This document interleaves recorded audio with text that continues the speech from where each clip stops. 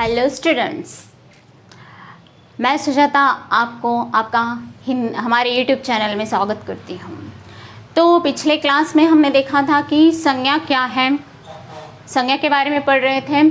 संज्ञा क्या है, संज्ञा के प्रकार क्या है। संज्ञा के प्रकार हमने देखे थे व्यक्तिवाचक, 5 प्रकार हमने देखे थे, व्यक्तिवाचक, जातिवाचक, भाववाचक, समूहवाचक और द्रव्यवाचक। ये 5 प्रकार हम देखे थे। व्यक्तिवाचक और जातिवाचक में भी हमने थोड़ी डिटेल से हमने चर्चा की है। व्यक्तिवाचक और जातिवाचक में क्या डिफरेंस है मैंने आपको बताया है। तो व्यक्तिवाचक मतलब एक पर्टिकुलर नेम वहाँ मेंशन होता है तो हम वहाँ व्यक्तिवाचक संज्ञा को ले सकते हैं। अगर पर्टिकुलर नेम अगर मेंशन नहीं होता है, किसी जाति का बोध में कराता है, तो वहाँ जातिवाचक संज्ञा कह सकते हैं, है ना। तो पिछले क्लास में हमने यहाँ तक देखा था और आज के क्लास में हम देख रहे हैं बाकी के प्रकारों के बारे में। यहाँ मैंने लिखा है व्यक्तिवाचक संज्ञा, जातिवाचक संज्ञा, जो हमने पहले ही क्लास में डिस्कस की है। तो आज की क्लास में हम देखने वाले हैं समूहवाचक संज्ञा और भाववाचक संज्ञा और द्रव्यवाचक संज्ञा के बारे में। तो समूहवाचक संज्ञा क्या है, तो देखिए नाम को हम पकड़ लिए तो नाम से ही वो डेफिनेशन हमें आ जाता है और आसानी से हम पहचान सकते हैं। देखिए यहाँ मैंने क्या लिखा है, तीसरा प्रकार का नाम क्या है, समूहवाचक संज्ञा। समूह, समूह का अर्थ क्या है, तो समूह का अर्थ एक ग्रुप। समूह का अर्थ क्या है, एक ग्रुप। जहाँ एक ग्रुप को इंडिकेट करते हैं, जो वर्ड्स ग्रुप को इंडिकेट करते हैं, वहाँ हम समूहवाचक संज्ञा ले सकते हैं, है ना।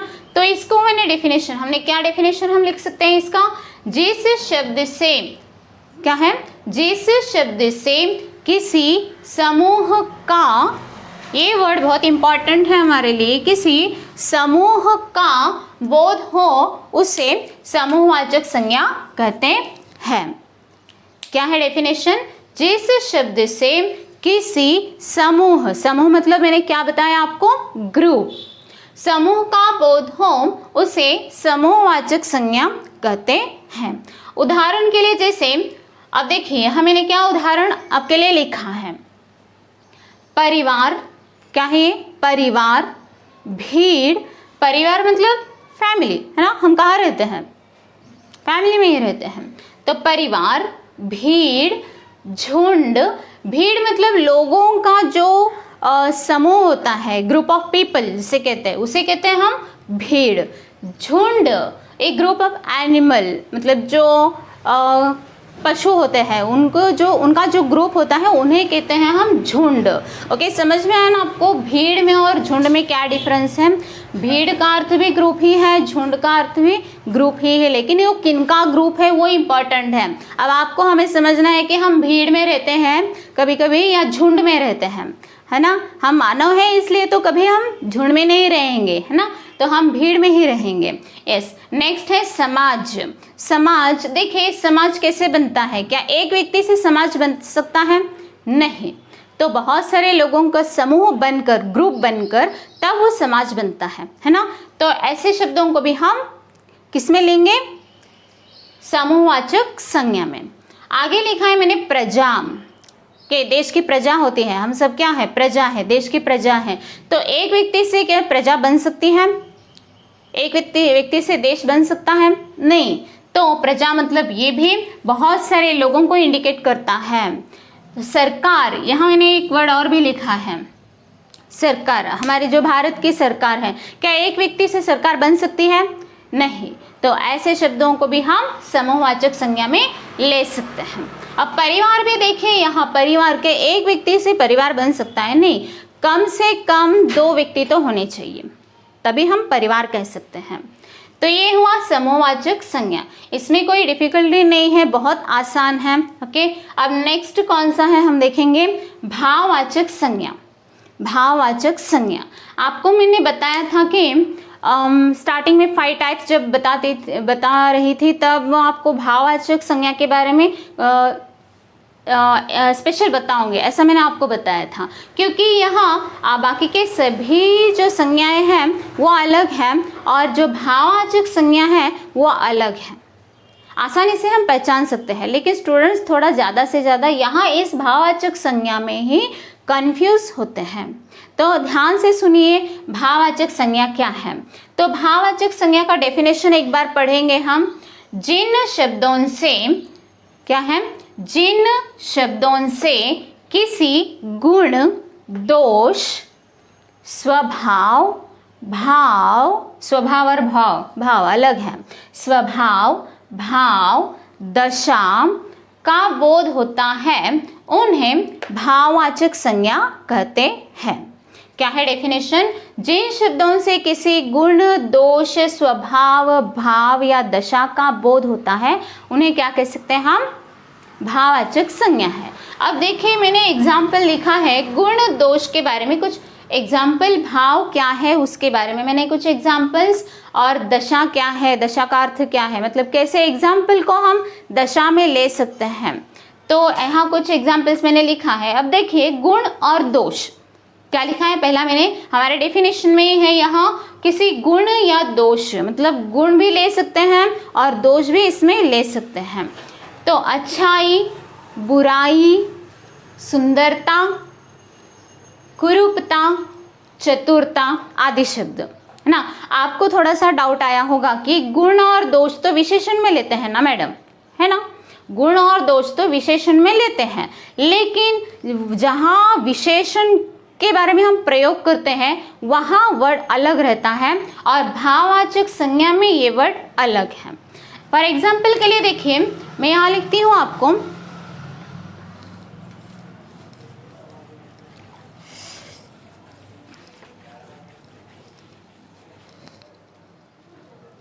लड़का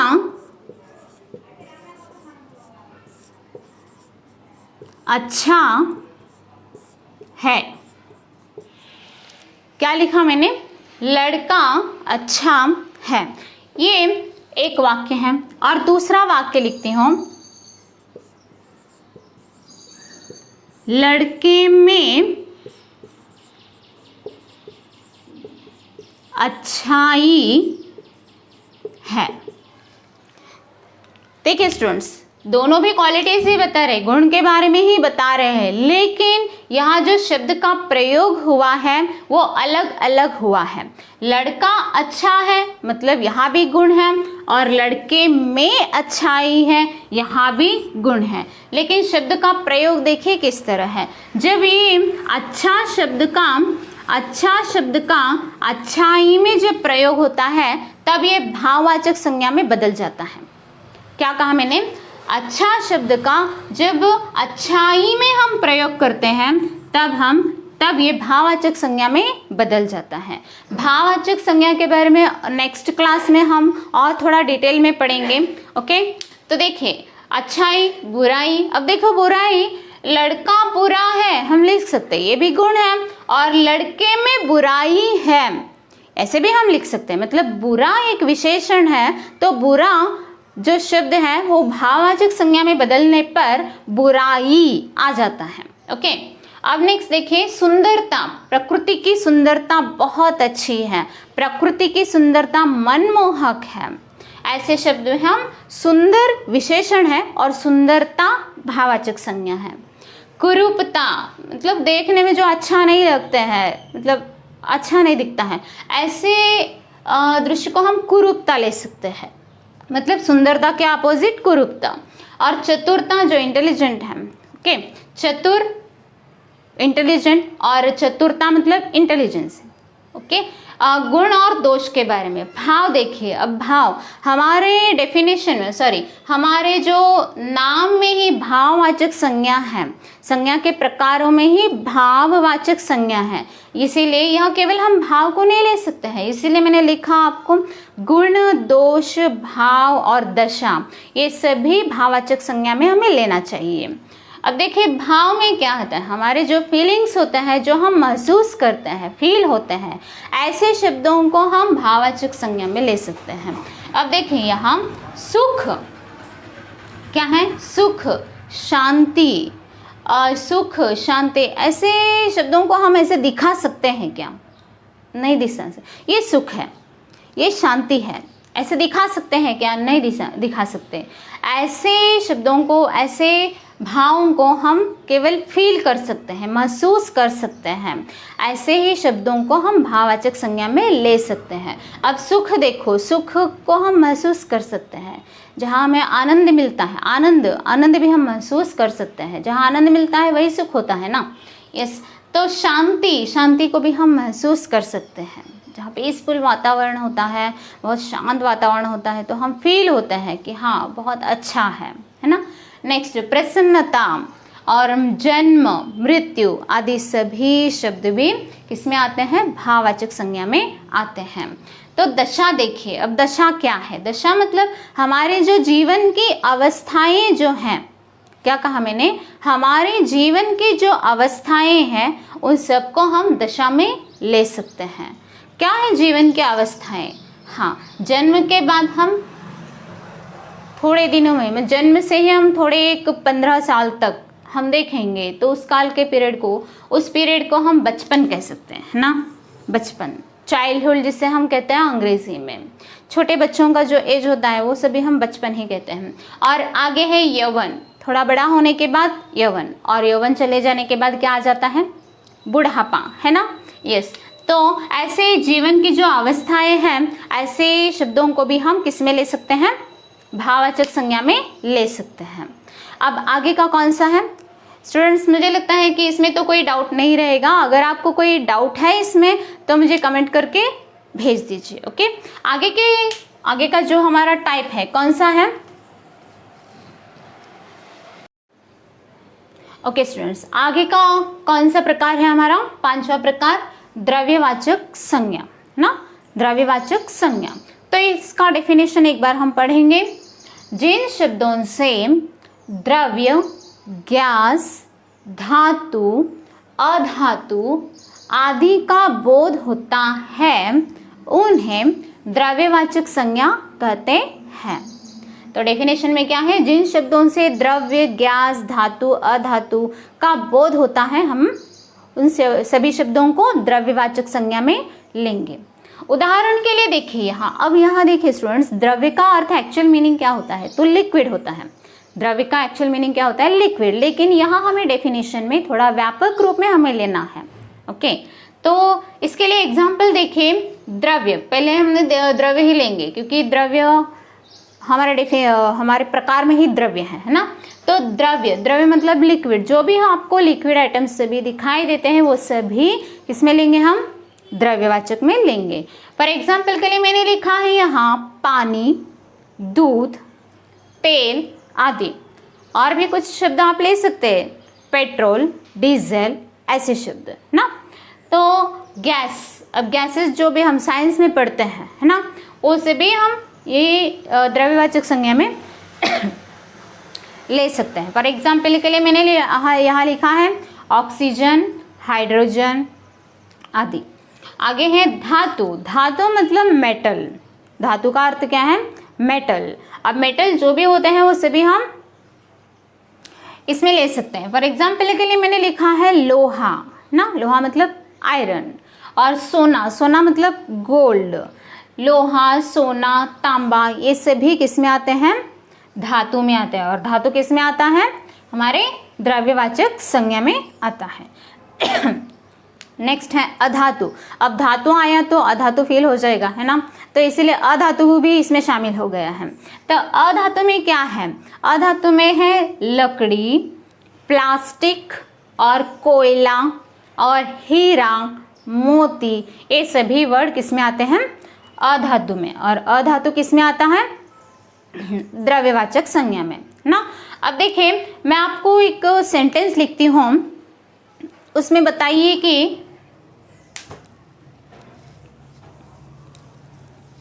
द्रव्यवाचक संज्ञा क्या है। ओके, इस सेंटेंस में द्रव्यवाचक संज्ञा क्या है?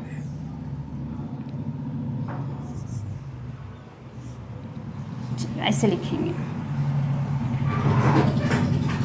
हम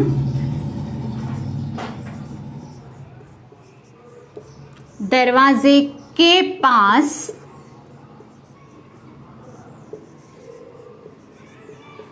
खड़े है। क्या है सेंटेंस?